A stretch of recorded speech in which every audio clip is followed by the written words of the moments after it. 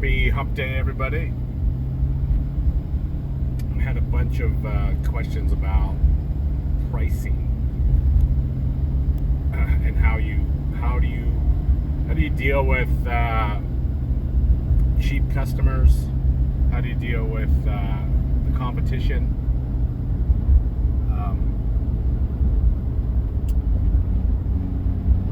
And how you differentiate yourself from everybody else? That is not an easy answer. As I've said previously, the biggest thing that you need to worry about if you're going to run your own show is margin. It's not markup, it's margin. If you still don't know the difference, you better find the hell out quickly. The difference is, we try and base everything I do on 55% margin at minimum. And when we run across, the only caveat to that is sort of those light bulb installations like hot water tanks or carburetors or frankly new construction.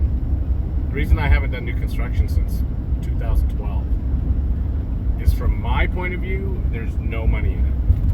Because those builders, whether it's a general contractor or a big builder, all they're concerned about is their bottom line. Not your bottom line, their bottom line. And they will cut every penny they can in order to maintain their margin.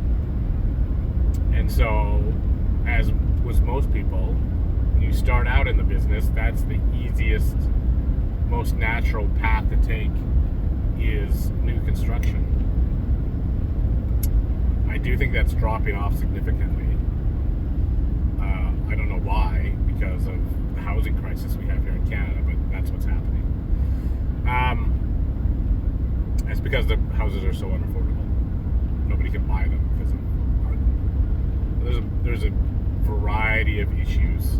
Mostly, I blame the Liberal government, which I know I'll get some hate for, but I just don't have time to drill into it. So send me your hateful comments. I don't care. So it's really hard to compete. Like, we just sort of give like a lump sum price, a flat rate if you want, for a hot water tank. Typically it's $2,000 now for a 40-gallon hot water tank because things have got so expensive. And there's always somebody that'll do it cheaper. And if there's no urgency to it, then you're pretty much shit out of luck. But I do think that, for me, if you maintain your price integrity, then that'll come back to you eventually. Like I was talking about with all these churches that we did 3 or 4 of these Navien installs, and then the manager of those churches found somebody to do them cheaper, and now those dudes aren't around anymore. And we were doing all the maintenance. So, it becomes, you end up slicing your own throat if you try to be too competitive. And nobody but you knows what your expenses are, whatever your burn rate is. If you've got car payments and mortgages and, an ex-wife and 3 girlfriends and, 6 kids you gotta maintain, like, your burn rate's astronomical, and you should bill accordingly. And if you don't think that you can bill accordingly, no matter what your situation is, then you're not unique enough. You're not good enough. That's the harsh truth. You're not good enough to demand those prices. So how do you get good enough? Well, you gotta first increase your knowledge base. You got to know more stuff, and then you got to increase your skill base. You got to be able to do that stuff. And so I highly recommend you go to trade shows and learn from the experts, the influencers.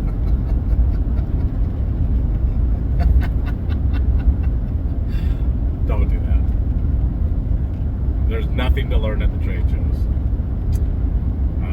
There's nothing to learn.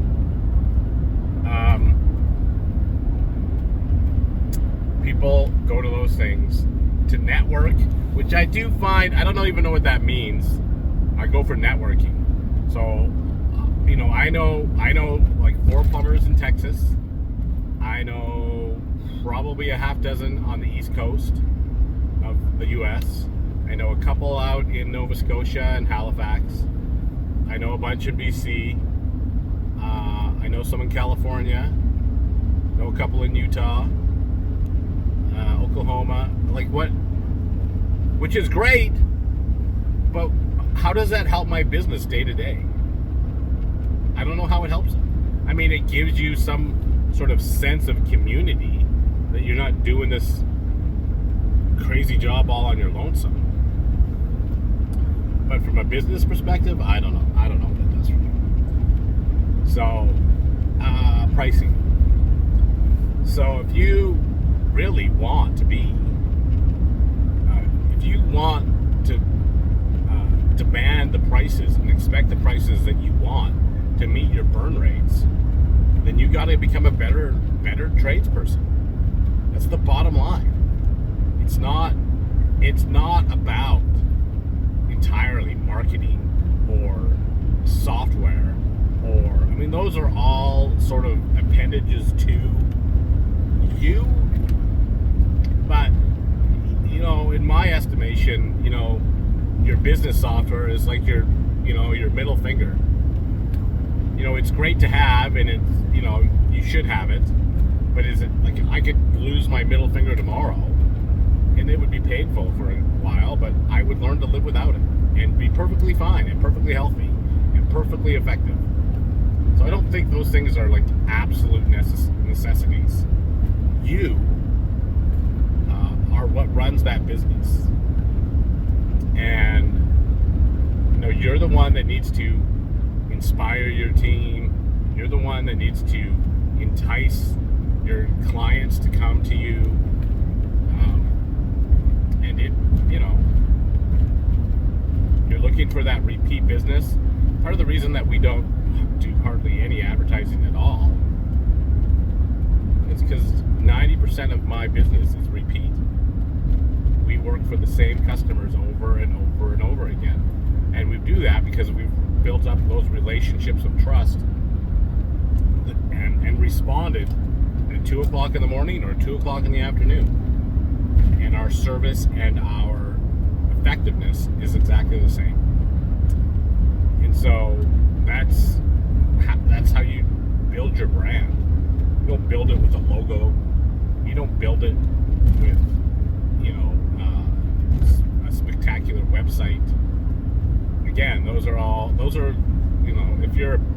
if you're bad at what you do, then those are just lipsticks on pigs, man. That's all that is. So if you want to get better, then you've got to learn more, and learn more in the field that you feel is the most profitable for you. For us, it's absolutely commercial service, and we deal with some big mother frickin' equipment and love it. And it's sort of carves us out a niche. Not very many people, first of all, can legally work on that equipment, and 2, can safely work on that equipment, and I guess 3, make it work. You see some of those. There's Ice Master, who deals with some humongous compressors. Like, clearly he knows what he's doing, and that's a very niche